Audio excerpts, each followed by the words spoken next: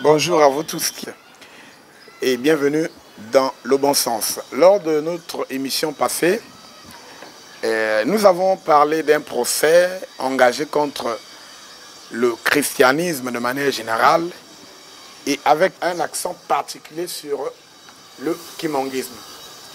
Et ce qui concerne le kimongisme, c'est que nombreux des églises d'origine africaine accusent l'église kimongiste de son appartenance à la religion chrétienne. D'autres disent que, en fait, les kimongistes ne devaient pas lire la Bible. Ça, c'était une partie du procès. Et l'autre partie, c'est les frères chrétiens qui pensent que le kimongisme ne se retrouve pas dans la Bible. En fait, ils demandent, est-ce que les révélations kimongistes ont-elles un rapport avec la Bible?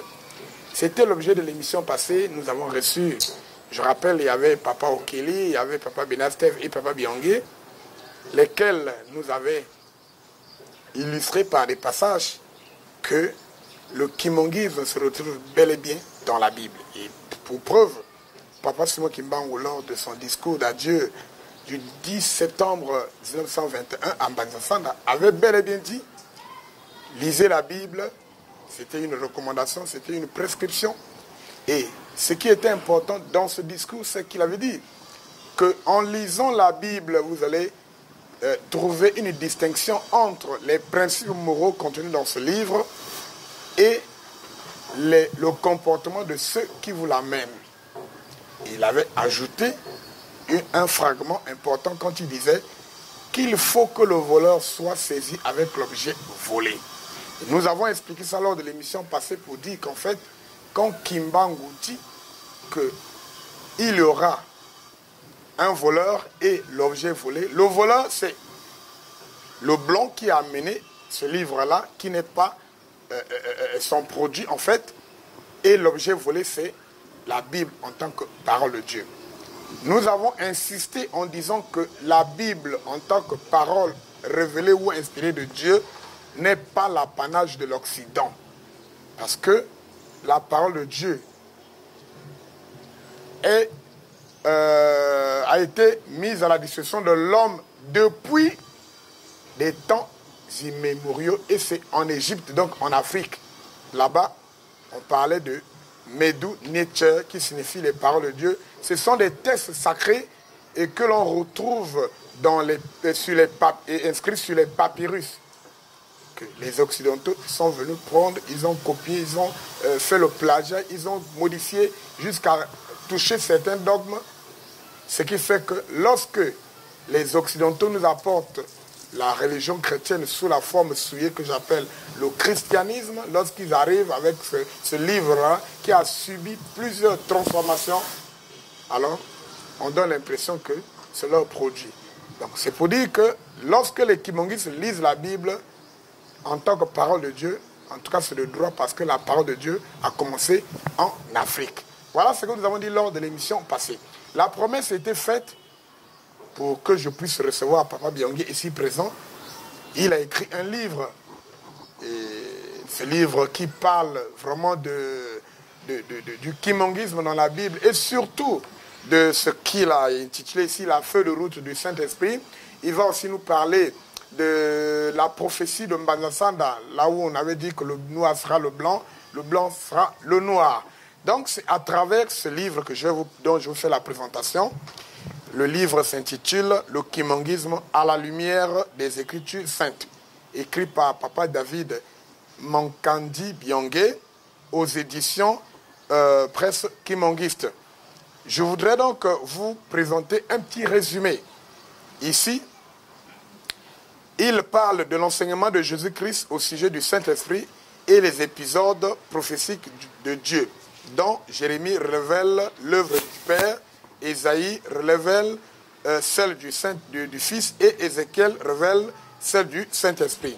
Il parle aussi de la mission et les promesses de Jésus-Christ, les différentes manifestations de l'Esprit avant, pendant et après la Pentecôte. Il y a aussi un point important, c'est lorsqu'il parle des réalités du kimongisme au regard des prophéties d'Ézéchiel. C'est là où nous allons vraiment mettre un accent particulier. Ceci étant, Je présente l'équipe technique. Papa Darel Wanzambi, Papa Brel Makoso, Papa Yves Pinga, tous, ils sont derrière les caméras. La réalisation est assurée par Papa Elo Aurélien et la coordination par Papa Richambon Claver. Devant ce micro pour la présentation, Papa Boniface Soko. Une partie de musique avant d'entrer dans le vif de notre sujet.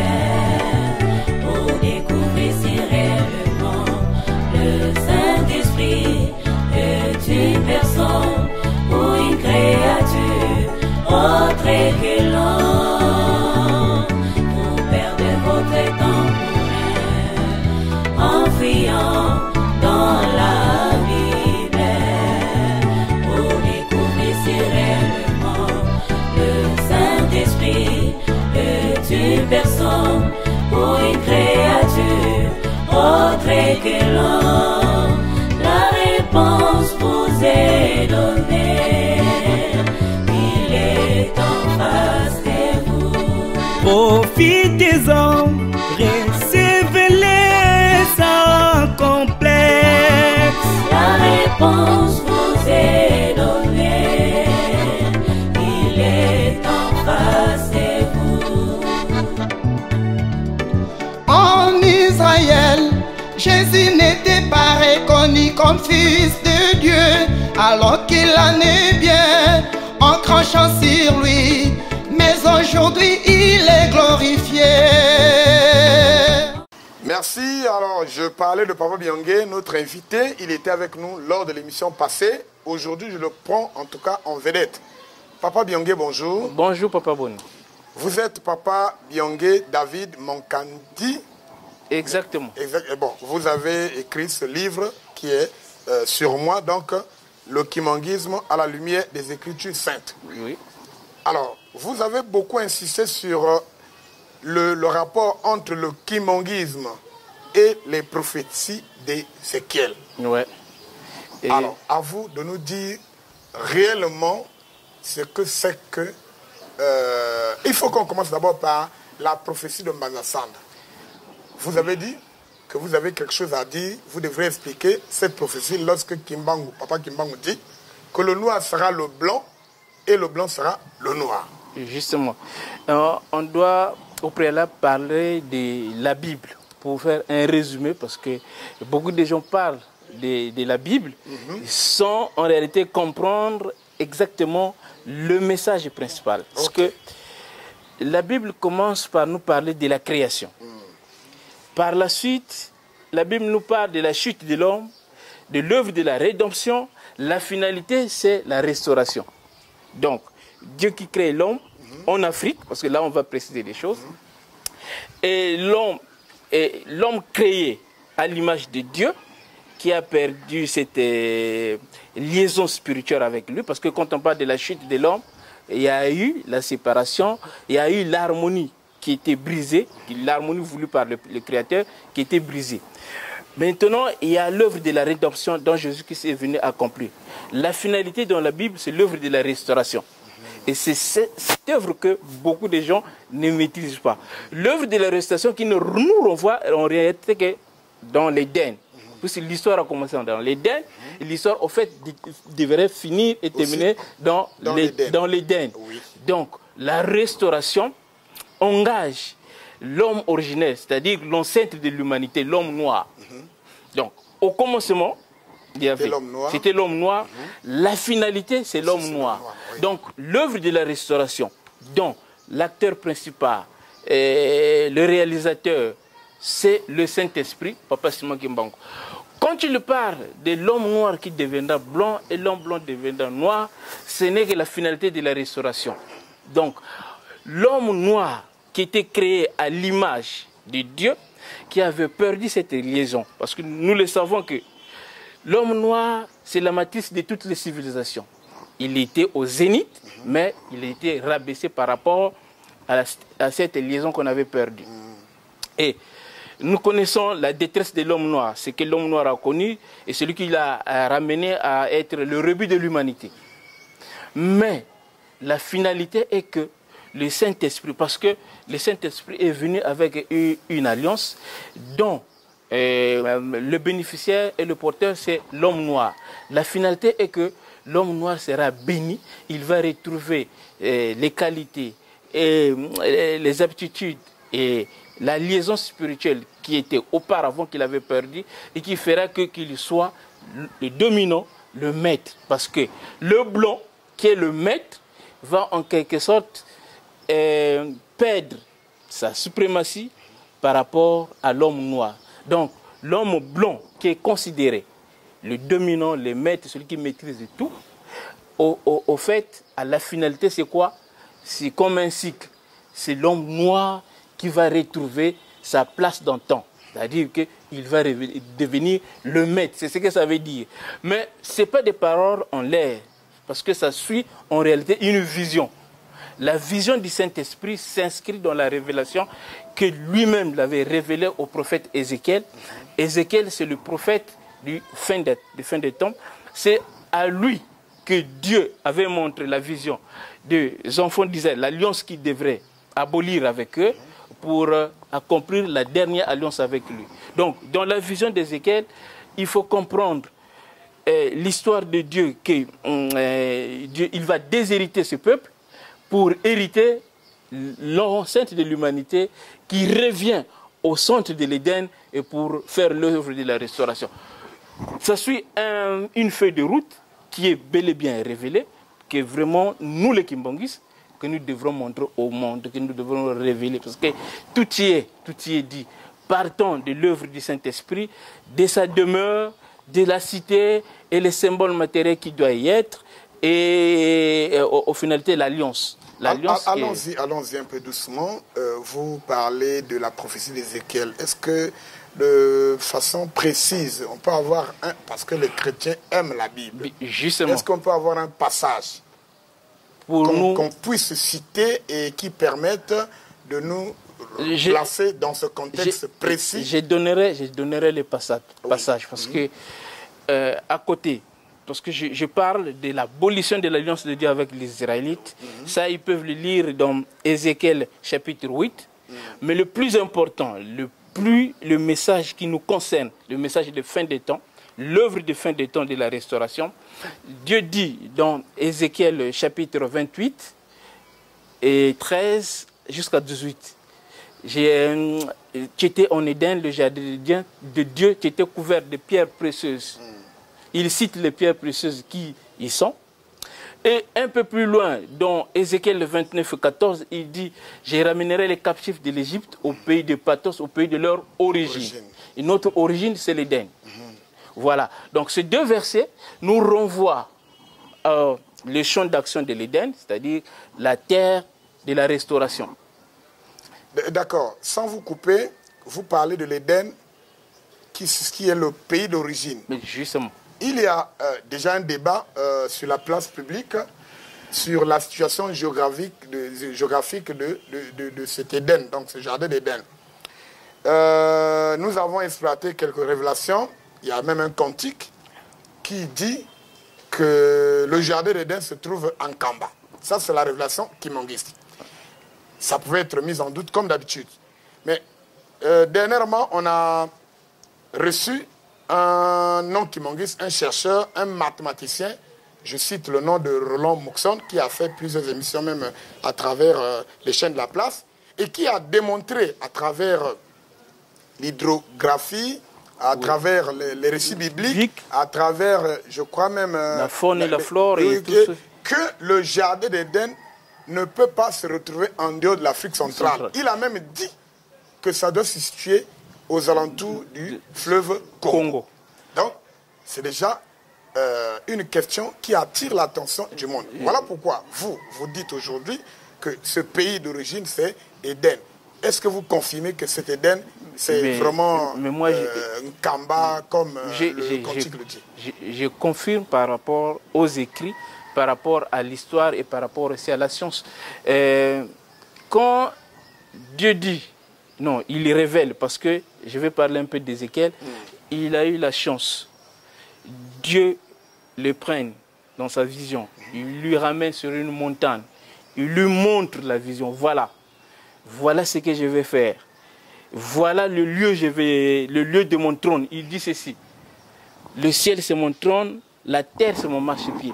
C'est le lieu où je vais demeurer. C'est le lieu où je placerai mon sanctuaire. C'est le lieu où je ferai l'alliance. Donc, il nous montre beaucoup de détails et que nous trouvons en Kamba. Il le dit, voilà, et il a eu la chance de le décrire tel qu'il l'a vu. Donc, ce n'est pas un prophète qui l'a vu, qui lui révèle les choses, mais c'est l'Esprit incarné, c'est Dieu qui lui dit, voilà, je ferai ceci. Donc, dans les prophéties d'Ézéchiel, c'est Dieu qui rentre en action, ce n'est pas un homme qui doit faire l'action. Donc, au préalable, il lui montre la vision, voilà ce que je vais réaliser, ce que je réaliserai. Donc, il lui montre bel et bien la vision qu'il l'a ramenée sur une montagne, il lui montre toute la cité, il lui montre les sanctuaires de Dieu, le temple et la source sacrée. Bon, ça peut-être on ira en détail, mais il revient à plusieurs reprises pour dire que tu étais en Éden, le jardin d'Éden. Tu étais couvert de matières premières, ta richesse, et puis tu l'as perdue. Donc, c'est lui qui parle aussi de la détresse de l'homme noir que nous avons connu. Parce que on va épingler sur la prophétie dont on a parlé, de l'homme noir qui deviendra blanc et l'homme blanc deviendra noir. Dans Ézéchiel chapitre 21, au verset 30 à 31, il est dit ceci: l'anathème sera ôté. Ce qui est élevé sera abaissé, ce qui est abaissé sera élevé. Si tu ne connais pas le contexte de la révélation, tu seras perdu, tu ne sauras pas ce que l'on parle. Il faut comprendre la vision dans sa globalité et les êtres qui sont concernés. Parce qu'il parle en réalité de l'enceinte de l'humanité, qui est l'homme noir. L'homme noir qui a perdu les cibles, c'est-à-dire qui a été maudit. Quand on parle de la malédiction nous renvoie à la sentence de Dieu dans Deutéronome 28, où il est cité, voilà, tu mettras au monde qui iront en captivité dans des îles lointaines que tes aïeux n'ont pas connues. Tes enfants seront l'objet de railleries et de moqueries. L'étranger qui quittera de loin, il viendra au milieu de toi, il sera la tête et toi tu seras la queue. Le fruit de ton sol sera au bénéfice de l'étranger. Donc, tout ça, ça résume l'esclavagisme, la colonisation et tout ce que nous savons de l'homme noir. Mais nos parents des églises sœurs chrétiennes nous ramènent à l'Israël. Ils pensent que ces prophéties-là concernent les enfants israéliens. Non. Quand vous lisez Deutéronome 28, du 32e verset jusqu'au 66e, vous rendrez compte, on parle des Égyptiens, c'est-à-dire le noir. Et nous savons que l'Égypte antique était noire. Donc c'est bel et bien l'histoire des Africains qu'on raconte. C'est la détresse. Parce que le fait, la conséquence de la perte de la liaison avec le Créateur, c'est ce qui nous a ramené à être les rebuts de l'humanité. Maintenant, au temps de la restauration, c'est ce que Ézéchiel lui avait montré. L'anathème sera ôté. L'anathème, c'est la malédiction. La malédiction, c'est la détresse qu'on a citée, qu'on connaît, de l'homme noir. Insistons sur un point. Vous avez parlé de l'esclavage, de la traite, tout ça. Tout ça. Ce que les Noirs ont connu, il faudrait qu'on le dise aussi. Ce que les justement. Noirs ont connu, ils ont été vendus comme des choses. Ouais. Et puis, bon, c'est une souffrance qui a duré beaucoup d'années. Et partout, les Noirs se retrouvent, ils sont toujours malheureux. Cette détresse que... Cette détresse, il y a un autre point. Je dis que tu seras réparti dans le monde, on dit bien dans le monde entier.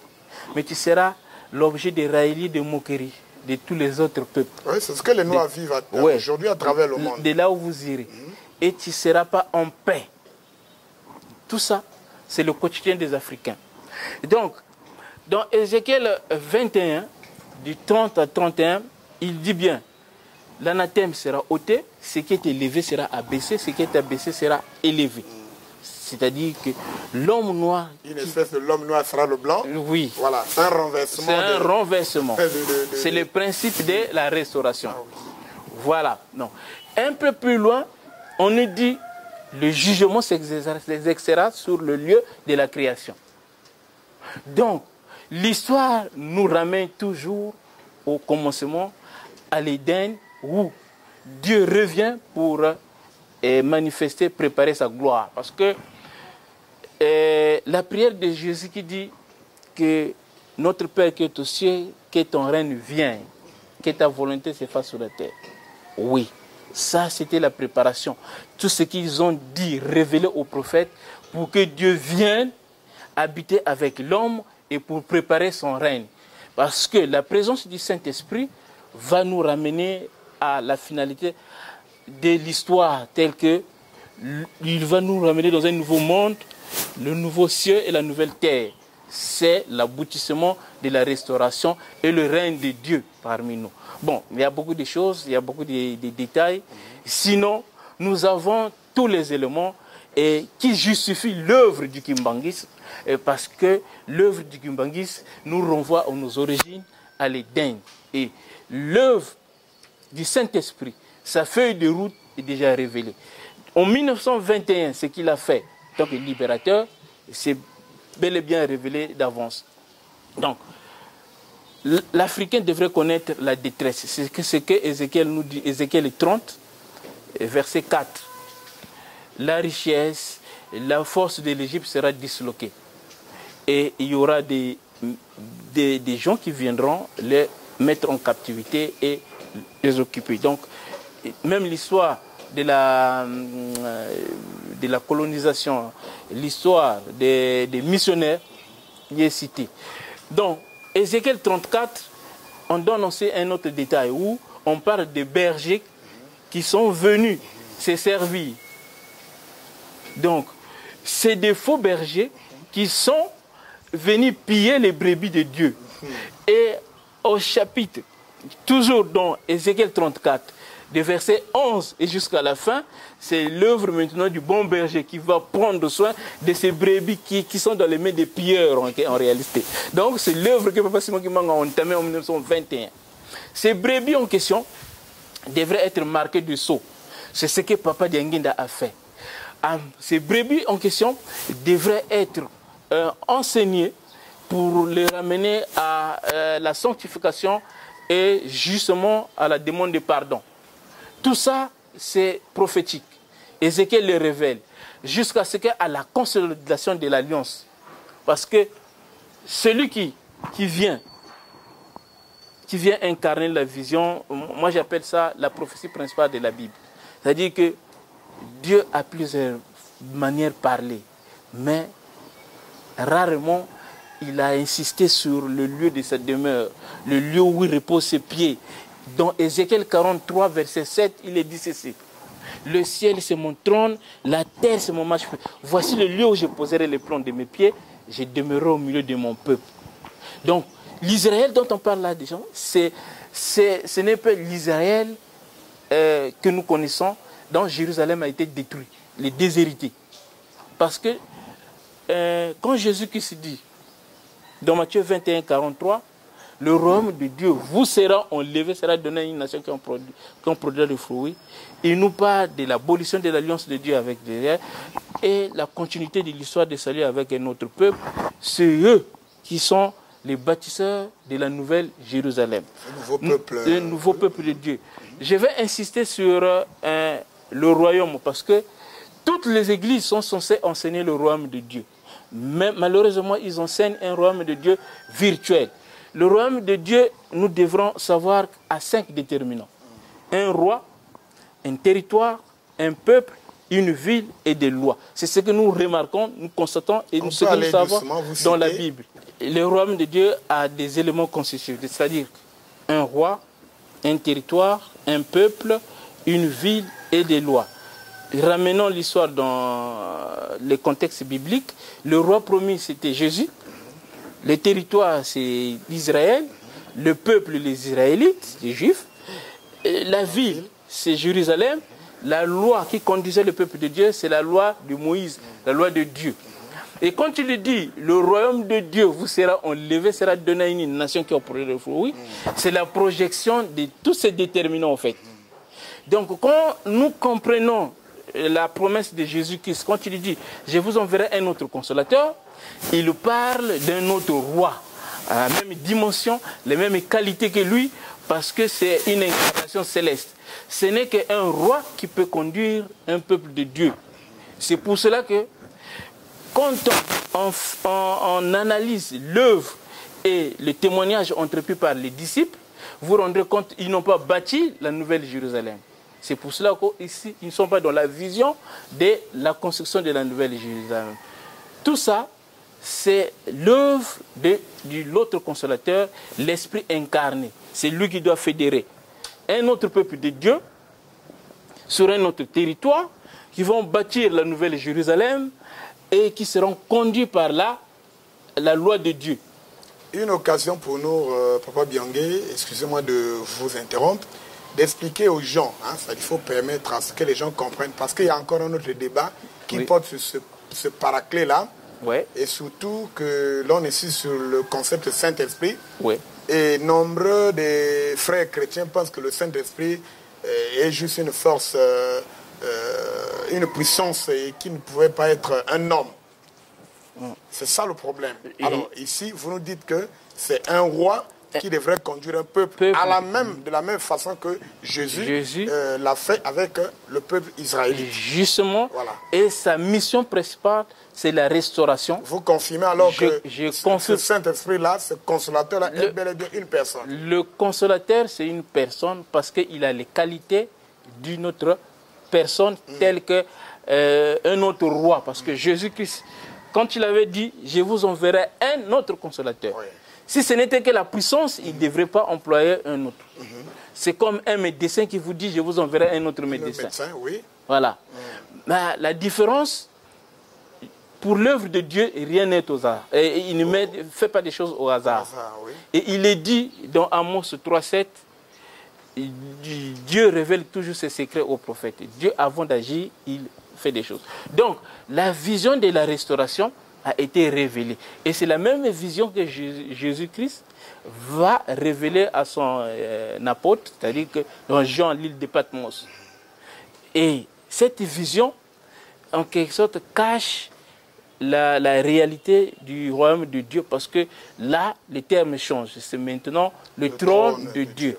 Je ne sais pas s'il faut encore insister, parce que peut-être prochainement on pourra les développer, mais c'est lié au fait. La royauté est liée au trône de Dieu.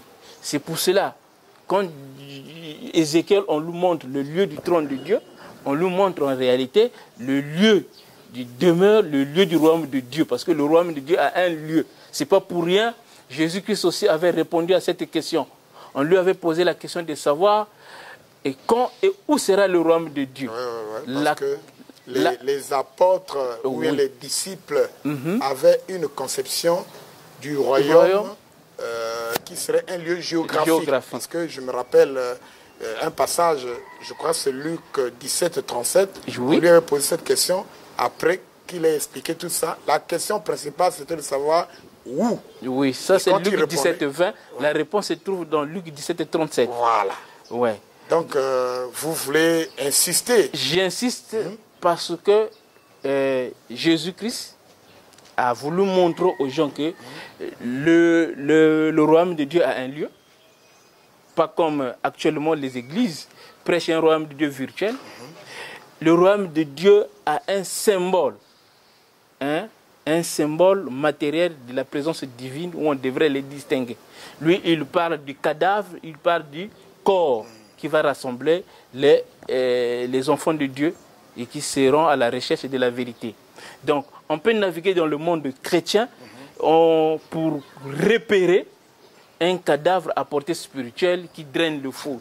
Ce cadavre, ce n'est pas un simple cadavre parce que dans la continuité, dans la révélation, on nous parle du sanctuaire, du tabernacle de Dieu avec Dieu. C'est ce qui constitue en réalité le sanctuaire de Dieu. Quand on parle du sanctuaire, c'est l'édifice matériel qui marquent la présence divine. Donc voilà, tout ça, ça nous renvoie au Kimbangis, tout ça, ça nous renvoie en Kamba. En Kamba, nous retrouvons plusieurs symboles matériels de la présence divine et surtout, tous les éléments de la révélation dont Ézéchiel parle et l'Apocalypse, les livres de la révélation. Parce qu'il y a un lien, beaucoup de gens ne font pas attention, la révélation cache en réalité le nom de Tata Kimbangu. Il y a une révélation quand il y a un révélateur. Et ces livres, quand Jésus-Christ nous dit, je vous enverrai un autre consolateur, lui, il vous révélera les choses. Et les choses qu'il avait révélées, nous les trouvons dans la révélation. Et celui qui incarne l'histoire de la révélation au temps actuel, l'histoire de fin des temps, c'est Papa Simon Kimbangu. Il s'appelle le révélateur des choses cachées. C'est lui qui incarne le trône de Dieu. Donc, pour ne pas monopoliser la parole, parce que vous devrez animer des questions pour que nous puissions répondre. Nous avons tous les éléments qui justifient le kimbangisme bibliquement. Parce que aujourd'hui, la dernière fois, j'avais parlé de la lecture que les Africains se font de la Bible. Parce qu'il y a un frein, c'est l'histoire de la colonisation. Quand on lit la Bible avec un esprit colonisé, on ne se rendra pas compte que l'histoire qui a commencé en Afrique devrait se terminer en Afrique. Nous sommes, Dieu, il est en train de préparer l'œuvre, son règne, sur le champ d'action de l'Éden.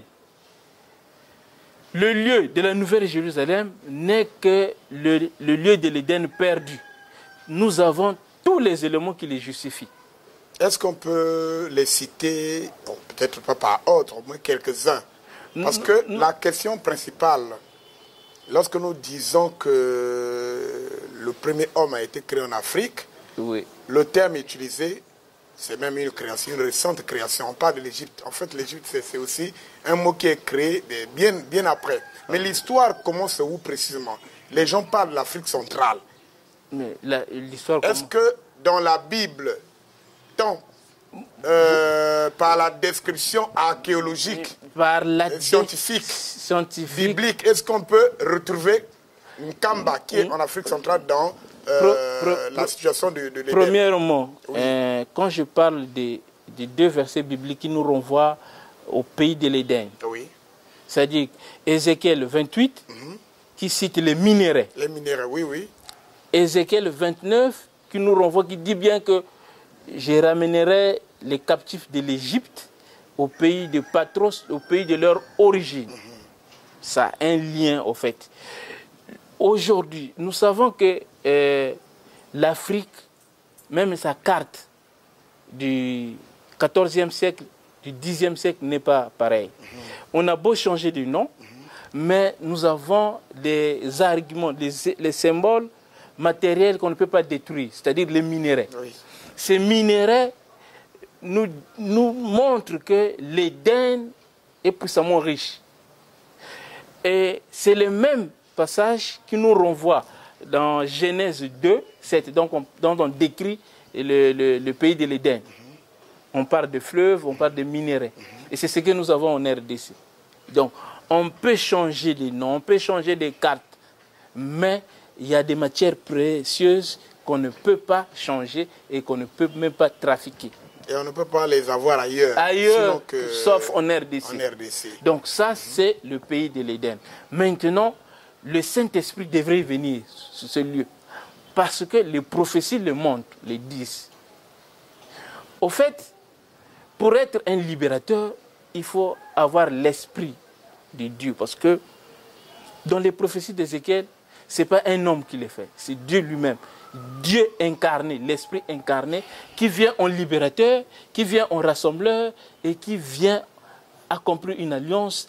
La finalité, c'est qu'il manifestera sa sainteté aux yeux de toutes les nations. Parce que Ézéchiel l'a maintes fois expliqué. Parce que l'alliance dit ceci. C'est lui qui a dit, hein, voici le lieu de mon trône, le lieu où je poserai le plante de mes pieds. C'est celui qui vient, qui a conclu cette alliance, qui est dans Ézéchiel 37, versets 26 à 28. Il dit ceci. Je traiterai avec eux une alliance de paix, je les établirai, je les multiplierai, je placerai mon sanctuaire au milieu d'eux, ma demeure sera parmi eux, je serai leur Dieu, ils seront mon peuple et les nations sauront que je suis l'Éternel. La finalité est que le Saint-Esprit se fera connaître planétairement par la puissance. Je veux bien insister sur cette alliance parce que il y a les Israélites qui attendent le véritable Messie pour accomplir les prophéties du troisième temple.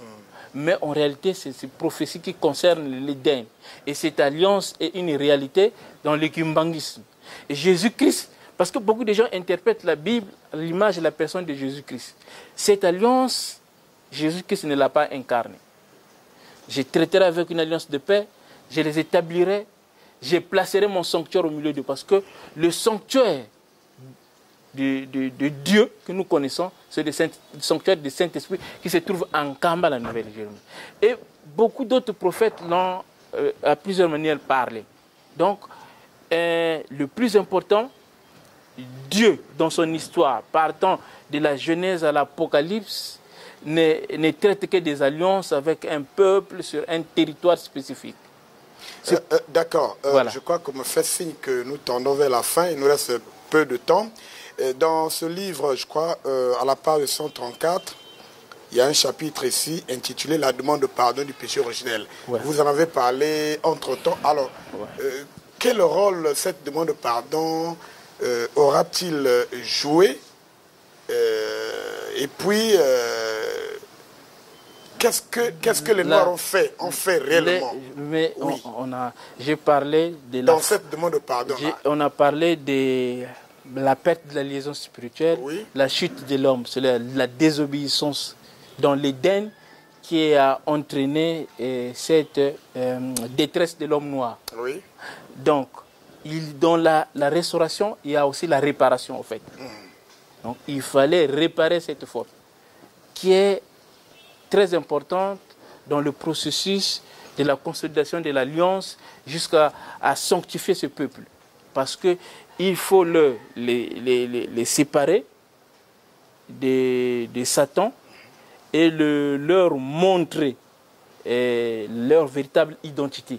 Parce que tu dois savoir ce que tu es et pour comprendre ta vocation et ta destinée. C'est ce qu'on nous a fait comprendre. C'est ce qui cache aussi la demande de pardon. Et les Kimongis l'ont fait, ils ont demandé pardon pendant une certaine année. Est-ce que vous pouvez nous rappeler? C'était en 92. 92. Oui. Oui. Ils ont fait comment pour demander ce pardon? C'est toute une cérémonie. Ils ont demandé, il y a d'abord les jeunes qui ont demandé pardon aux parents. Et puis, il y a les parents aussi qui ont demandé pardon aux enfants.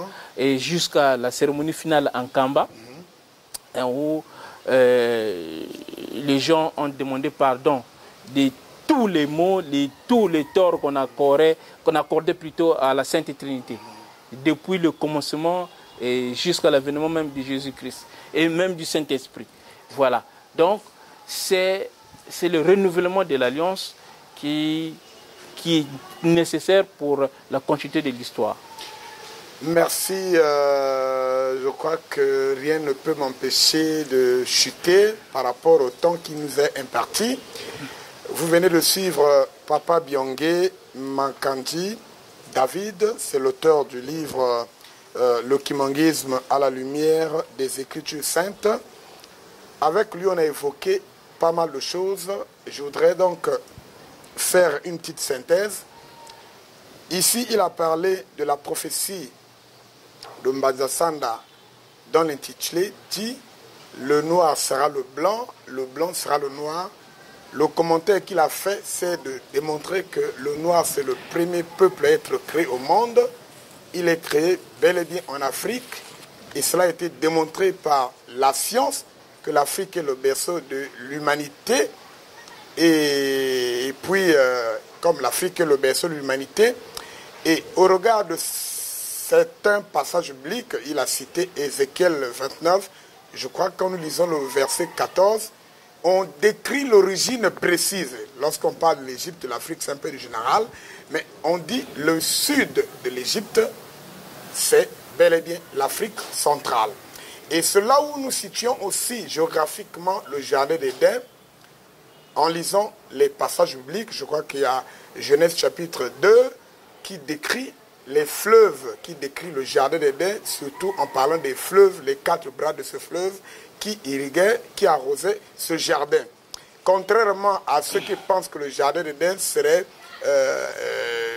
un symbole d'un corps humain avec tout ce qu'il y a comme commentaire, mais nous démontrons que par la géographie, par l'hydrographie, il y a bel et bien des fleuves qui devraient arroser ce jardin.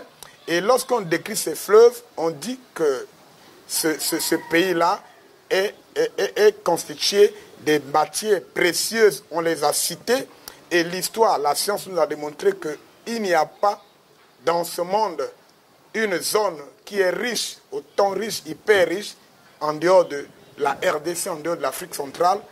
Alors, vous voyez, je me rappelle aussi une histoire où la carte de la RDC était apparue miraculeusement en Israël, dans l'ancienne synagogue. Le commentateur, c'est un Nigérien, Bishop, qui disait que des révélations reçues là-bas au niveau des Juifs, il y avait une femme qui avait reçu une révélation de Dieu, disant que le temple tant attendu, le 3e temple qui devrait être construit, devrait être fait à base des matières précieuses, et l'or précieux, l'or pur, devait provenir de la RDC. C'est-à-dire que l'or pur qui devrait servir à la construction de ce temple tant attendu se trouve en RDC.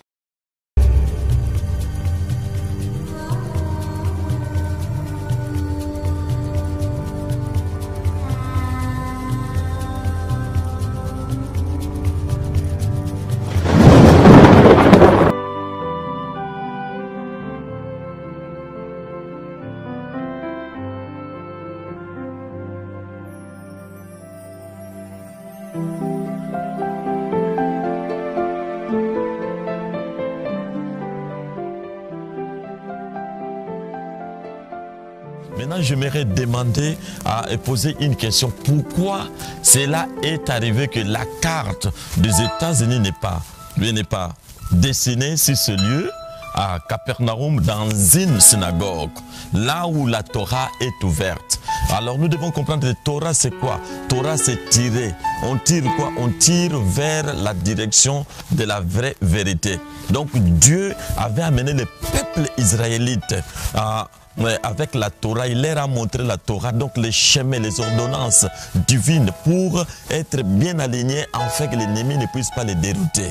Alors c'est alors que Dieu avait donné la Torah à Moïse. Donc nous voyons la Torah écrite et la Torah orale.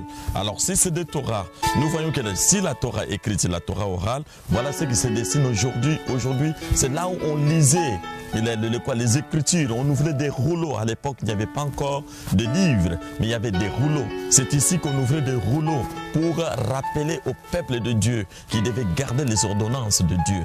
Bien aimé, c'est vraiment, je ne comprends pas comment cela s'est fait. Comment cela a fait que cette carte de la RDC est dessinée ici. Un pays de la cuvette centrale, Congo RDC, qui s'est dessiné ici en terre promise et dans la province du Nord. Pourquoi cela s'est localisé au centre même? Et Jésus est au centre de cette synagogue qui venait de temps en temps. Et la RDC est au centre aussi. La RDC est au centre de l'Afrique et la RDC est au centre de la carte du globe mondial. Donc ce qui fait que c'est un mystère, c'est là où je me tiens bien aimé. Il y a déjà une menorah ou encore les chandeliers d'or qui pèsent 300 kilos. Ils ont pris de quoi? Du bronze, de l'airain pour mettre à l'intérieur, en fait de soutenir l'or qui sera coulé pour que les chandeliers soient confectionnés. Or, les chandeliers d'or qui étaient dans les temples de Salomon ou encore les temples de Rhodes n'avaient pas été mélangés, c'était d'or pur. Mais voilà qu'ils ont tout fait, mais ça coulait, ça tombait. Cela veut dire que le temps de Dieu n'était pas encore arrivé. Mais voilà que le temps est arrivé. Alors, lorsque nous étions dans les musées des temples à Jérusalem, voilà ce qu'une dame prophétesse juive nous a dit. On a cherché partout, on a vu que l'or pur, d'après nos recherches, qui sera disponible pour construire le troisième temple, cet or proviendra de la RDC Congo. Voilà donc autant d'indices géographiques. Dans la Bible, nous lisons aussi les prophéties de Sophonie 3, 9 à 12. Nous lisons aussi Ésaïe chapitre 18 qui décrit ce pays entouré de fleuves. Et surtout Ésaïe 19. Ouais. Au verset 19 qui parle du sanctuaire dont le sanctuaire qu'a évoqué Papa Byongé. Voilà autant d'indices qui témoignent de la présence du royaume de Dieu en Afrique centrale et précisément en RDC. Quand nous disons précisément, allons jusqu'à parler de Nkamba. Et Nkamba, on nous dit, c'est la nouvelle Jérusalem selon la révélation. La nouvelle Jérusalem qui était vue en vision par Jean, que nous lisons dans le livre d'Apocalypse, qui est la révélation. Et vous allez voir un rapport entre le livre d'Apocalypse et le livre, la vision d'Ézéchiel. Ézéchiel 28, 12, 13 jusqu'à 19 nous décrit les matières précieuses et nous lisons la même chose en Apocalypse 21 à partir du 19e verset. Voilà, mesdames et messieurs, qui prouve que les révélations kimonguistes se retrouvent bel et bien en rapport avec la Bible. Papa Byongé, je crois que nous avons fini, le temps est arrivé à son terme, mais nous n'avons pas fini d'expliquer des choses. Il nous reste encore peut-être une tranche. Je vous donnerai la possibilité de nous définir ce que c'est que le trône de Dieu. Vous allez expliquer réellement c'est quoi le trône de Dieu qui est évoqué dans le livre d'Apocalypse. Ça sera donc la prochaine tranche. Je rappelle l'équipe technique, Papa Darel Wanzambi, Papa Yves Pinga et Papa Brel, tous étaient derrière la caméra. La réalisation était assurée par Papa Elo Aurélien, la coordination par Papa Richard Ambon-Claver. Je rappelle que j'ai reçu Papa Byongé, c'est l'auteur d'un livre que je vous ai présenté. Pour la présentation, vous avez reconnu Papa Boniface Soukour. Je vous dis au revoir et à très bientôt.